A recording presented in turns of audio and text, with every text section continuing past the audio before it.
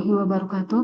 Salam sejahtera buat kita semua. Perkenalkan, nama saya Alfrieda Sigurian dengan NIM 23051204 130.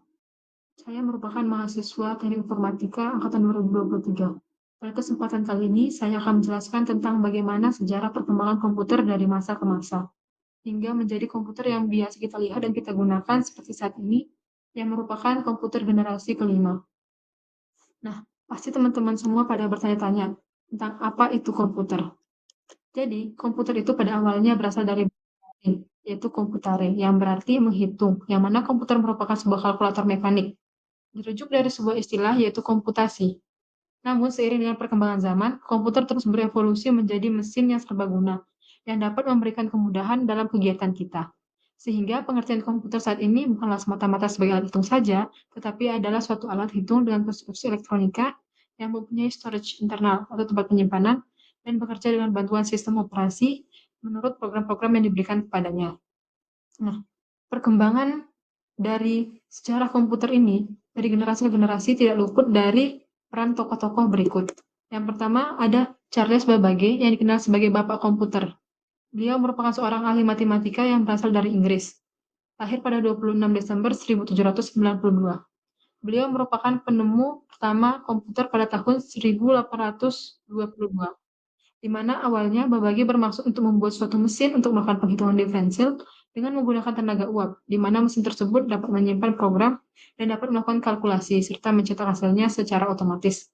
Mesin tersebut diberi nama Differential Engine yang dikenal sebagai komputer pertama di dunia. Mesin tersebut dapat menghitung algoritma secara mekanikal. Wujud dari Differential Engine dapat dilihat pada gambar.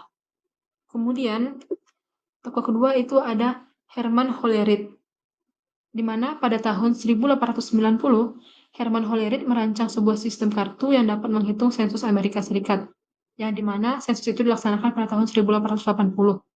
Alat tersebut dinamai dengan mesin tabulasi. Kemudian Herman Hollerith terus berusaha mengembangkan potensi yang ada dalam dirinya di bidang teknologi komputer, sehingga dia dapat mendirikan perusahaan komputernya yang dikenal dengan nama IBM. Perwujudan dari mesin tabulasi dapat dilihat pada gambar. Tokoh ketiga yaitu ada Alan Turing. Alan Turing ini merupakan peneliti matematika yang mengembangkan cikal bakal komputer digital pertama pada tahun 1930. Ia sukses mengembangkan mesin yang dapat menjalankan sekumpulan perintah. Perintah tersebut diberi nama dengan Turing mesin. Perwujudan dari Turing mesin itu dapat kita lihat pada gambar. Selanjutnya, kita masuk ke perkembangan komputer dari generasi ke generasi. Nah, secara garis besarnya, sejarah perkembangan komputer dari generasi ke generasi itu dibagi dalam 5 generasi, yaitu generasi pertama dimulai dari tahun 1940 sampai tahun 1956, di mana pada masa ini sedang terjadi Perang Dunia Kedua. Jadi negara-negara yang terlibat dalam perang tersebut berlomba-lomba untuk meneruskan pengembangan komputer dengan tujuan mengeksploitasi potensi strategis yang dimiliki oleh komputer. Nah, komputer Z3 merupakan komputer pertama pada generasi ini, yaitu dibuat oleh Konrad Zuse pada tahun 1941. Konrad Zuse dikenal sebagai pencipta komputer digital pertama yang diakui. Dia merupakan seorang insinyur Jerman yang membangun Z1 juga pada tahun 1936 yang dapat diprogram, namun Z1 tersebut dihancurkan saat Perang Dunia Kedua. Selain itu, ada juga yang dinamakan dengan Colossus. Colossus ini adalah buatan pihak sekutu, terutama pihak Inggris pada tahun 1943, yang berhasil menyelesaikan pemecahan kode rahasia yang digunakan oleh pihak Jerman. Namun, Colossus tersebut tidak terlalu mempengaruhi perkembangan industri komputer. Mengapa demikian? Karena Colossus bukan merupakan komputer serbaguna. Ia hanya dapat memecahkan kode-kode rahasia saja, dan keberadaan mesin ini sangat dijaga kerahasiaannya. Hingga 1 dekade setelah perang berakhir baru dimunculkan. Berikutnya itu ada yang namanya Mark I. Mark I ini dibuat oleh pihak Amerika yang melakukan pengembangan komputer juga untuk satu kemajuan. Mark I ini dibuat oleh Howard H. Aiken yang merupakan seorang insinyur Harvard yang bekerja dengan IBM. Mark I ini dikenal juga dengan The Harvard IBM Automatic Sequence Control. Kalkulator ini dibuat untuk US Navy yang berukuran setengah lapangan bola kaki dan memiliki rentang kabel sepanjang 500 mil dengan tinggi mencapai 3 meter dan lebar 16 meter. Part 1 ini menggunakan sinyal elektromagnetik untuk menggerakkan komponen mekaniknya. Kalkulator buatan ini dapat melakukan perhitungan aritmatika dasar dan persamaan yang lebih kompleks. Kemudian ada berikutnya itu adalah ENIAC atau Electronical Numerical Integrator and Computer yang dibuat pada tahun 1945 yang merupakan hasil kerjasama antara pemerintah Amerika Serikat dan University of Pennsylvania. Pencetus ide dan desain tentang ENIAC ini adalah J. Presper Eckert dan John William Maury dari Universitas Pennsylvania juga. ENIAC ini digunakan untuk menghitung arah dan jarak tembak rudal balistik di Perang Dunia Kedua, yang terdiri dari 18.000 tabung vakum, 70.000 resistor, dan 5 juta titik solder. Komputer tersebut merupakan mesin yang sangat besar yang mengkonsumsi daya sebesar 1.160 kW. ENIAC ini adalah komputer serbaguna yang memiliki kecepatan 1000 kali lebih cepat dibandingkan dengan Mark I. Kemudian, pada tahun yang sama juga, John von Neumann bergabung dengan tim University of Pennsylvania untuk usaha membangun konsep komputer yang dapat dipakai dalam teknik komputer hingga 40 tahun mendatang, di mana von Neumann mendesain Electronic Discrete Variable Automatic Computer atau EDVAC dengan sebuah memori untuk menampung baik program ataupun data.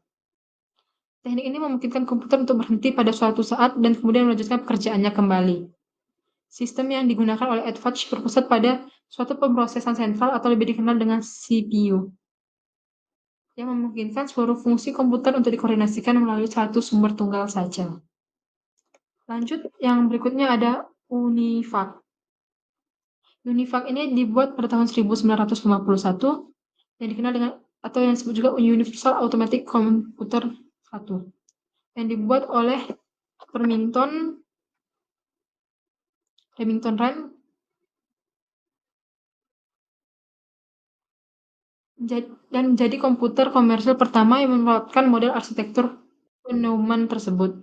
Salah satu hasil mengesankan yang dicapai oleh UNIVAC adalah keberhasilannya dalam memprediksi kemenangan Dwight D. Eisenhower dalam pemilihan presiden tahun 1952.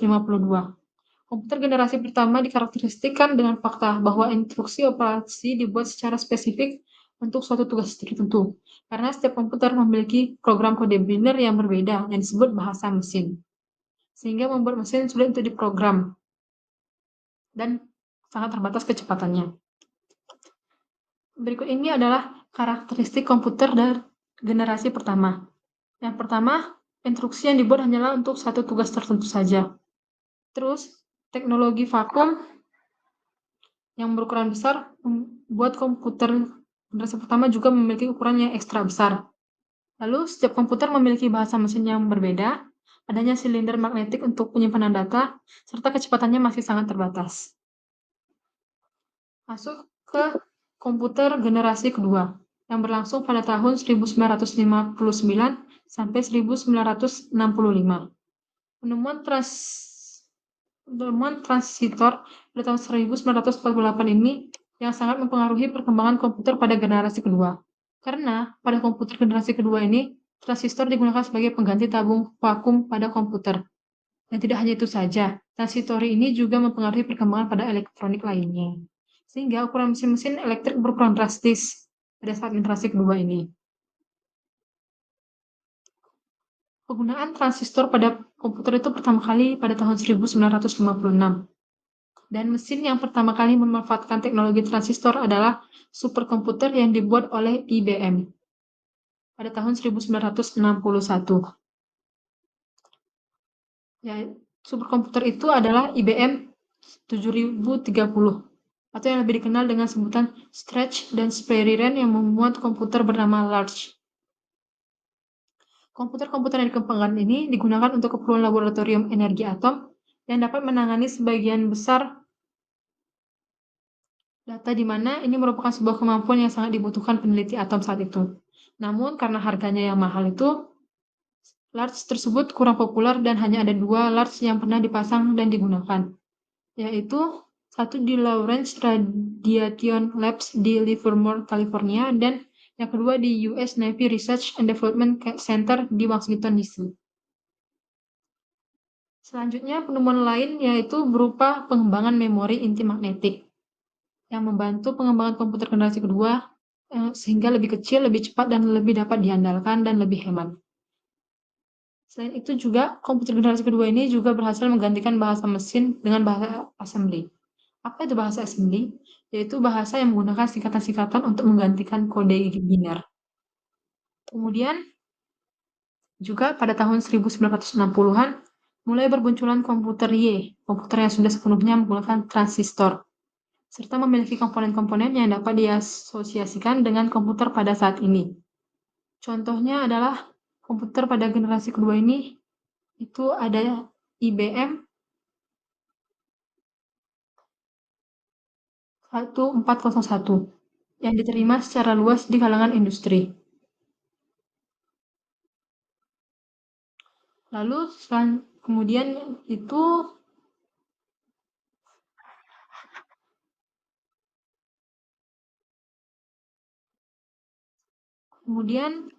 program yang tersimpan di dalam komputer dan mesin pemrograman yang ada di dalamnya memberikan fleksibilitas kepada komputer sehingga dapat meningkatkan kinerjanya dengan harga yang pantas bagi pengguna bisnis. Kemudian pada generasi kedua ini juga muncul bahasa-bahasa pemrograman, di mana pada tahun 1954 bahasa pemrograman pertama dicetuskan oleh ilmuwan komputer wanita yang bernama Grace Hopper, di mana bahasa pemrograman yang dibuat adalah Common Business Oriented Language atau COBOL untuk membantu pengguna komputer untuk memasukkan perintah dalam bahasa Inggris, dan juga disusul selanjutnya oleh John Backus dan tim pemrograman IBM yang menciptakan bahasa pemrograman formula translator atau Fortran yang mulai umum digunakan. Bahasa pemrograman ini menggantikan kode mesin yang rumit dengan kata-kata, kalimat, dan formula matematika yang lebih mudah dipahami oleh manusia.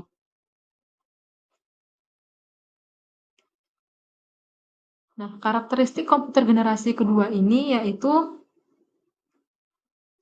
sirkuitnya berupa transistor, sudah ada sistem operasi, lalu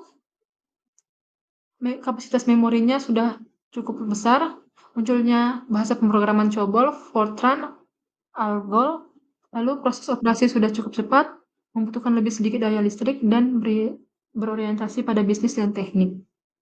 Lalu kita masuk ke komputer generasi ketiga, di mana itu berlangsung pada tahun 1964 sampai 1970, di mana pada komputer generasi ketiga ini, kemajuan yang terdapat di dalamnya adalah sistem operasi yang memungkinkan mesin untuk menjalankan berbagai program berbeda secara serentak dengan sebuah program utama yang berfungsi untuk memonitor dan mengkoordinasi memori komputer. Karena transistor dalam beberapa hal menghasilkan panas yang cukup besar yang dapat berpotensi merusak bagian-bagian internal komputer, sehingga Jack Kibble memiliki ide untuk mengembangkan sirkuit integrasi. Beliau merupakan seorang insinyur di Texas Instruments pada tahun 1958. IC yang dibuatnya mengkombinasikan 3 komponen elektronik dalam sebuah piringan silikon kecil yang terbuat dari pasir kuarsa. Lalu, berikutnya itu ada contoh dari komputer generasi ketiga, yaitu IBM System 360 yang diproduksi oleh IBM, yang merupakan komputer ketiga yang diperkenalkan kepada publik. IBM S360 ini diluncurkan pada tanggal 7 April 1964 dan telah menggunakan komponen IC dalam sirkuitnya.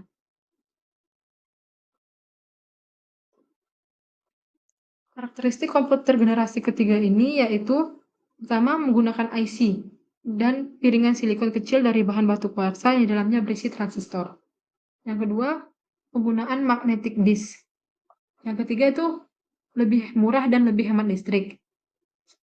Keempat, menggunakan terminal display visual atau monitor, lalu mengeluarkan suara audio. serta kapasitas memori lebih besar lagi dan bentuk fisiknya lebih kecil, dan juga banyak bermunculan aplikasi software.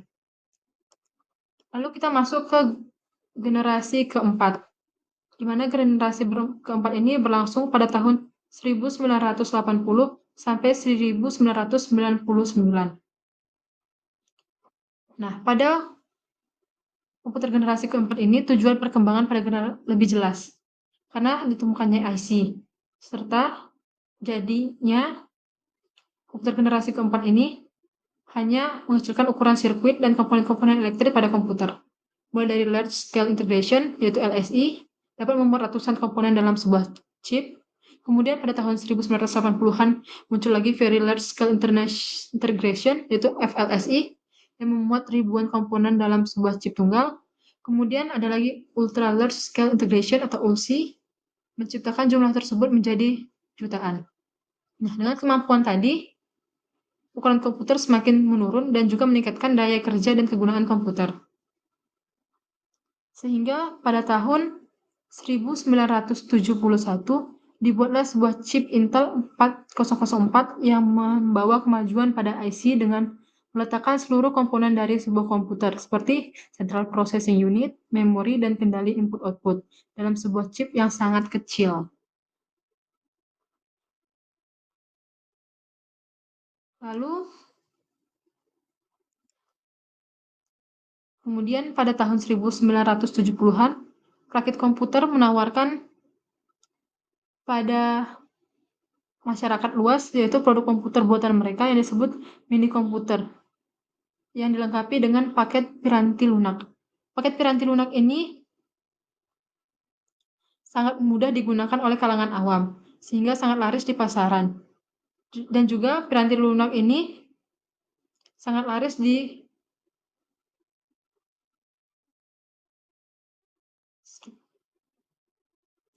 Lalu selanjutnya pada tahun 1980-an muncullah video game seperti Atari 2600 yang menarik perhatian banyak orang terhadap komputer rumahan yang lebih canggih dan dapat diprogram.